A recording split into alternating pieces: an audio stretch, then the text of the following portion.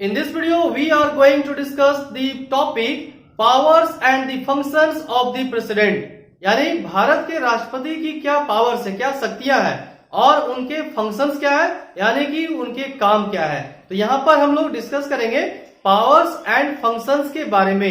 And now you can see here there are 5 powers and functions of the president of India. तो first one is that executive powers, second one is that legislative powers, third one is that financial powers, fourth is that judicial powers and the last one, fifth one is that emergency powers। तो ये 5 तरह की powers president को है जिनके बारे में अब हम लोग वन बाय वन डिस्कस करते हैं। Okay, now see the first one.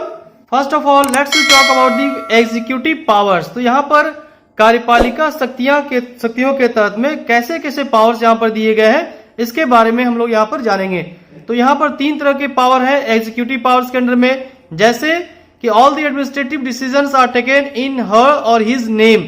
तो जितने सारे एडमिनिस्ट्रेटिव डिसीजन होते हैं, प्रशासनिक निर्णय लिए जाते हैं, ये प्रेसिडेंट के नाम पर ही लिए जाते हैं।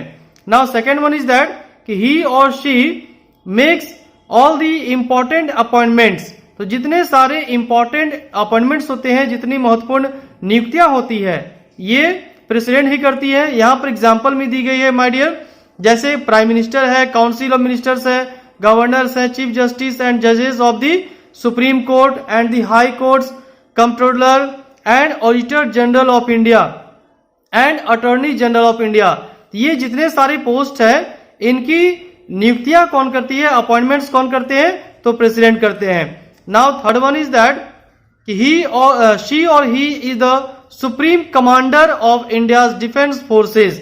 तो भारत की जो डिफेंस फोर्सेस है, आर्मी है, उसका सुप्रीम कमांडर कौन होता है, प्रेसिडेंट होता है ना। प्रेसिडेंट जो है वह सुप्रीम कमांडर होते हैं किसके, डिफेंस फोर्सेस के। नाउ अंडर लेजिस्लेटिव पावर्स, तो लेजिस्लेटिव पावर यानी कि विधायिका शक्तियां, विधायिका शक्तियां के तहत में कौन कौन से पावर प्रेसिडेंट के पास है। तो फर्स्ट वन इज दैट कि the president can summon, prorogue and address the 2 houses of the parliament. तो फर्स्ट जो पावर दी गई है, पहला जो पावर है, यह क्या है कि प्रेसिडेंट समन कर सकती है, यानी कि कॉल कर सकती है, बुला सकती है, ऑर्डर जारी कर सकती है। Prorogue and address the 2 houses of the parliament, दोनों हाउसेस जो है पार्लियामेंट के, लोकसभा और राज्यसभा, इसको वो कभी भी प्रोरोग कर सकते हैं, यानी कि बंद कर सकते हैं, कैंसिल कर सकते हैं, रोक सकते हैं, और इसके साथ साथ दोनों हाउसेस को संबोधित भी करते हैं, एड्रेस भी प्रेसिडेंट ही करते हैं। Now next one, every year the first session of the parliament begins with his और हर एड्रेस। तो हर साल जो पहला सेशन होता है पार्लियामेंट का, पहली जो सभा होती है, सेशन होता है, यह किसके साथ शुरू होती है, बिगिंस विद हिज और हर एड्रेस, यानी कि प्रेसिडेंट ही उसको संबोधित करते हैं, एड्रेस करते हैं, किसको, first session of the parliament. संसद भवन का पहला जो सेशन होगा, पहला जो सत्र होगा, उस सत्र को संबोधित कौन करेंगे, प्रेसिडेंट करेंगे। Now third one is that she और he can dissolve the Lok Sabha before the expiry of its normal term. तो ये नॉर्मल टर्म क्या होता है, 5 साल का होता है, मालूम है सभी को। लेकिन 5 साल के पहले भी यदि प्रेसिडेंट चाहे तो लोकसभा को वो भंग कर सकती है, डिसॉल्व कर सकती है। नेक्स्ट वन, शी और he is advise to do so by the prime minister. लेकिन वह तभी कर सकती है जब प्राइम मिनिस्टर ऐसा करने के लिए मशवरा दे, सलाह दे, यानी प्राइम मिनिस्टर की सलाह पर ही, उनके एडवाइस पर ही प्रेसिडेंट ऐसा कर सकती है ना। Next one, no bill passed by both the houses of the parliament becomes a law without his और हर कंसेंट। तो यहां पर क्या है माय डियर, यहां यदि कोई बिल पास करनी है तो ये जो बिल पास होगा ना, both the houses of parliament, दोनों हाउसेस, लोकसभा और राज्यसभा, बार बार मैं बता रहा हूं, बोथ द हाउसेस का मतलब कि लोकसभा और राज्यसभा, पार्लियामेंट में 2 हाउसेस होते हैं, तो उन्हीं दोनों हाउसेस के बारे में बात की जा रही है कि कोई भी बिल यदि पास करना है, कोई भी कानून पास करना है, तो वह प्रेसिडेंट के कंसेंट से ही होगा, उनके सिग्नेचर से ही होगा, वो साइन करेंगे तभी हो पाएगा, तभी वह कानून बनता है। जब बिल पेश किया जाता है और वह बिल कानून कब बनता है, लॉ कब बनता है, जब तक प्रेसिडेंट उस पर अपना साइन ना करे, सिग्नेचर ना करे। Now next one is that कि prior approval of the president is essential before a money bill is introduced in Lok Sabha. तो यहां पर कही गई है कि लोकसभा में यदि कोई मनी बिल को इंट्रोड्यूस करना है, मनी बिल को रखना है, तो वहां पर उसके लिए क्या करना है, प्रेसिडेंट से अप्रूवल लेना है। यानी मनी बिल को वहां पर लोकसभा में पेश करने से पहले क्या करना है, राष्ट्रपति से अप्रूवल लेना है, वहां से मंजूरी लेनी है, तभी वह लोकसभा में इंट्रोड्यूस होगा, वहां पर रखा जाएगा। नेक्स्ट वन, और क्या शक्तियां हैं लेजिस्लेटिव पावर्स के अंडर में कि 12 members of the Rajya Sabha are nominated by the president. तो यहां पर आप लोग पहले से मालूम होगा कि राज्यसभा में जो 12 सदस्य होते हैं, 12 जो मेंबर होते हैं, ये नॉमिनेटेड होते हैं, है ना। तो ये जो नॉमिनेटेड होते हैं राज्यसभा के मेंबर, इसको कौन करते हैं, कैसे होता है, बाय द प्रेसिडेंट, यानी ये राष्ट्रपति के द्वारा ही होता है। Now last one is that कि शी और he can also nominate 2 Anglo Indians to the Lok Sabha. और नेक्स्ट में क्या कही गई है कि प्रेसिडेंट ही संसद में 2 एंग्लो भारतीय को, एंग्लो इंडियंस को नॉमिनेट करती है, उनको नामांकित करती है, कौन, प्रेसिडेंट ऑफ इंडिया, ठीक है, 2 एंग्लो इंडियंस को। यदि उनको लगता है कि एंग्लो इंडियंस का यहाँ पर रिप्रेजेंटेटिव कम है, प्रतिनिधित्व कम हो रहा है, तो इसको पूरा करने के लिए 2 एंग्लो इंडियंस को नॉमिनेट कौन करेगी या कौन करेंगे, प्रेसिडेंट करेंगे, कहां पर, लोकसभा में। Now next one is that financial powers. तो फिनेंशियल पावर्स यानी कि वित्तीय शक्तियां। तो वित्तीय शक्तियां के अंडर में कौन कौन से पावर प्रेसिडेंट को है, यहां पर फर्स्ट में the annual budget of the country is represented in the parliament in the name of the president. यानी जो एनुअल बजट पेश किया जाता है पार्लियामेंट में, वार्षिक जो बजट होता है उसे पेश किया जाता है किनके नाम पर, प्रेसिडेंट के नाम पर। ये फर्स्ट वन है। सेकेंड है all money bills also require his और हर और his approval before they are introduced in Lok Sabha.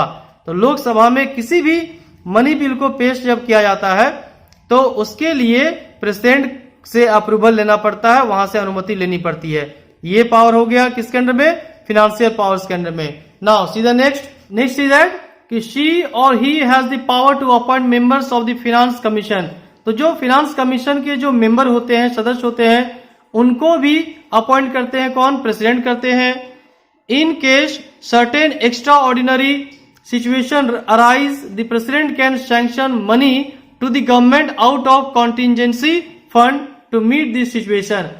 हो सकता है ऐसा कभी होता है कि यदि मान लीजिए कि देश में कुछ आपातकालीन स्थिति उत्पन्न हो जाए, कुछ इमरजेंसी आ जाए देश में, तो ऐसे कंडीशन में प्रेसिडेंट को भी पावर होता है कि वह मनी को भी सैंक्शन कर सकती है, यानी कि वह पैसे को सैंक्शन कर सकती है, पैसे को दे सकती है गवर्नमेंट को हेल्प करने के लिए। और गवर्नमेंट क्या करेगी, यह जो स्थिति पैदा होगी देश में, पैसों की जो आवश्यकता पड़ जाएगी अचानक, तो वैसे कंडीशन में जो पैसे खर्च होंगे तो उसकी अनुमति प्रेसिडेंट देगी कि आप जो जहां भी आपको लगता है कि आपको पैसे खर्च करने हैं देश के लिए, तो वहां पर आप खर्च कर सकते हैं। तो इस तरह के जो कंटिजेंसी फंड होते हैं, आपातकालीन स्थिति को निपटने के लिए जो भी फंड जारी की जाती है, इशू की जाती है, प्रदान किए जाते हैं, दिए जाते हैं, तो ऐसे फंड्स को भी प्रेसिडेंट सैंक्शन कर सकती है, प्रेसिडेंट पास कर सकती है। Now next one is that judicial powers. यहाँ पर क्या है, न्यायिक शक्तियां हैं। तो न्यायिक शक्तियां जुडिशियल पावर्स के अंडर में कौन कौन से पावर प्रेसिडेंट को दी गई है। First one is that all the जजेस of the supreme court and the high courts including their chief justices are appointed by the president. तो यहां पर फर्स्ट में क्या है, जितने सारे जजेस हैं, चाहे वो हाई कोर्ट्स के हो, सुप्रीम कोर्ट के हो, और यहां तक कि जो चीफ जस्टिस है, उनकी नियुक्तियां, उनकी अपॉइंटमेंट भी प्रेसिडेंट ही करती है।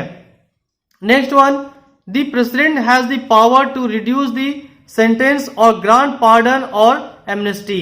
यहां पर प्रेसिडेंट को बहुत बड़ी पावर दी गई है कि वो प्रेसिडेंट क्या कर सकती है, यदि किसी को पनिशमेंट हो जाती है, सजा दी जाती है कोर्ट के द्वारा जो दी जाती है, उस पनिशमेंट को भी प्रेसिडेंट चाहे तो वह रिड्यूस कर सकती है, कम कर सकती है, या हो सकता है कि पार्डन या एमनेस्टी यानी कंप्लीटली उसे माफ भी कर सकती है।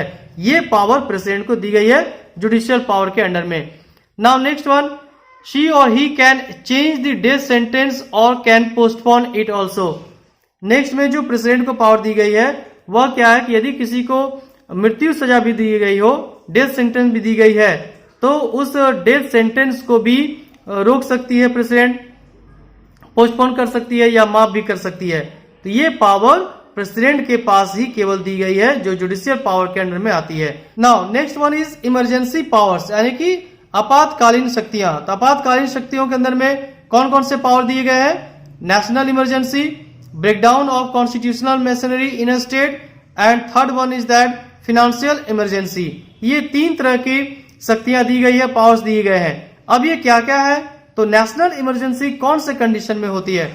If the security of the country is threatened by war, है ना, यदि देश में युद्ध की स्थिति आ जाए, कोई दूसरा देश जो है वह आक्रमण करने की स्थिति में आ जाए, वह ऐसा कंडीशन हो जाए कि बाहरी देश का आक्रमण का खतरा है, तो ऐसे कंडीशन में, या फिर इंटरनल आर्म्ड रिबेलियन, या घर में यदि गृह युद्ध जैसी स्थिति उत्पन्न हो जाए, तो ऐसे कंडीशन में प्रेसिडेंट नेशनल इमरजेंसी अनाउंस कर सकती है, यानी राष्ट्रीय आपातकाल की घोषणा कर सकती है। ये पावर दी गई है। Next one, breaking down of constitutional machinery in a state, यानी यदि ऐसी कंडीशन हो जाए कि गवर्नमेंट, अपने स्टेट गवर्नमेंट जो है वो अपने स्टेट को चलाने में बहुत काफी दिक्कत हो रही है या चला नहीं पा रही हो। If the government of a state is not being run in accordance with the constitution, और वह संविधान के अनुसार राज्य को चलाने में असक्षम हो या नहीं चला पा रहा हो, या कुछ प्रॉब्लम हो, या खुद से यदि कोई ऐसा गवर्नमेंट हो जो संविधान को दरकिनार कर कॉन्स्टिट्यूशन के नियमों को, उनके जो रूल्स रेगुलेशन है उसके अनुसार राज्य को नहीं चला रहे हो, तो ऐसे कंडीशन में भी प्रेसिडेंट जो है वह इमरजेंसी इंप्लीमेंट कर सकती है, आपातकाल की घोषणा को जारी कर सकती है। The president can declare emergency in the state, और ऐसे कंडीशन में क्या होगा? स्टेट में इमरजेंसी लग जाएगी, आपातकाल लग जाएगी। जनरली इसे क्या कहा जाता है? जनरली हम लोग इसे क्या कहते हैं? इम्पोजिशन ऑफ प्रेसिडेंट्स रूल, यानी कि राष्ट्रपति शासन लागू हो जाना। तो राज्य में क्या होता है? राष्ट्रपति शासन लागू हो जाता है। बहुत बार आप लोगों ने सुना भी होगा, है ना, कि इस स्टेट में प्रेसिडेंट रूल स्टार्ट हो गया, राष्ट्रपति शासन लग गया। इसी राष्ट्रपति शासन यानी प्रेसिडेंट रूल की बात यहाँ पर की जा रही है। Next one, financial emergency. ये कब, कौन से कंडीशन में होता है? When the financial stability of the country is threatened, जब देश में आर्थिक स्थिति देश की खराब हो जाए, जब ये बहुत ही मुश्किल हो जाए, देश को कैसे चलाया जाए, कहां से पैसे लाया जाए, कैसे खर्च किए जाए, तो यदि काफी एक्सट्रीम कंडीशन हो जाए, काफी बुरी स्थिति हो जाए, देश की आर्थिक स्थिति बहुत ही चरमरा जाए, खराब हो जाए, तो ऐसे कंडीशन में भी प्रेसिडेंट जो है वह इमरजेंसी लागू कर सकती है, जिसे हम लोग फाइनेंशियल इमरजेंसी कहते हैं, है ना, वित्तीय आपातकाल की घटना को इसे कहते हैं वित्तीय आपातकाल की घटना। लेकिन यहाँ पर एक कंडीशन है, the emergency powers of the president are not absolute. यहाँ पर एक कहा गया है कि ऐसा नहीं कि इमरजेंसी पावर निरंकुश है, एब्सोल्यूट है, इस पर कोई कंट्रोल नहीं किया जा सकता है और प्रेसिडेंट जब चाहे तब इमरजेंसी को इम्प्लीमेंट कर सकती है, ऐसी बात नहीं है। नहीं तो क्या होगा, सारा पावर प्रेसिडेंट ही रूल करेगी, हो सकता है वह डिक्टेटर हो जाए, तानाशाह हो जाए, तो ऐसा नहीं है। प्रैक्टिकली इतना आसान ये चीज नहीं है। तो यहाँ पर होता क्या है कि शी और he can declare a state of emergency only on the written advice of the councils of ministers. तो जब तक काउंसिल ऑफ मिनिस्टर जो है, जिसके हेड प्राइम मिनिस्टर होते हैं, वे एक लिखित रिटेन में सलाह नहीं देंगे, एडवाइस नहीं देंगे प्रेसिडेंट को कि भाई अब जो है मैं चला नहीं सकता हूं, अब आप इमरजेंसी लागू कर सकते हैं। तो जब तक ये एडवाइस नहीं दी जाएगी काउंसिल ऑफ मिनिस्टर के तरफ से, तब तक प्रेसिडेंट जो है वह इमरजेंसी नहीं लागू कर सकती है, वह इमरजेंसी पावर्स को यूटिलाइज नहीं कर सकती है। आई थिंक आपको ये अच्छी तरह से समझ में आ गया होगा। और फिर भी यदि कोई किसी तरह का कंफ्यूजन होगा, कोई आपका क्वेश्चन होगा, डाउट्स होगा, तो आप कमेंट बॉक्स में कमेंट करेंगे, उस पर हम लोग डिस्कस करेंगे और उसका जवाब दिया जाएगा। Okay, thanks for watching video, have a nice day.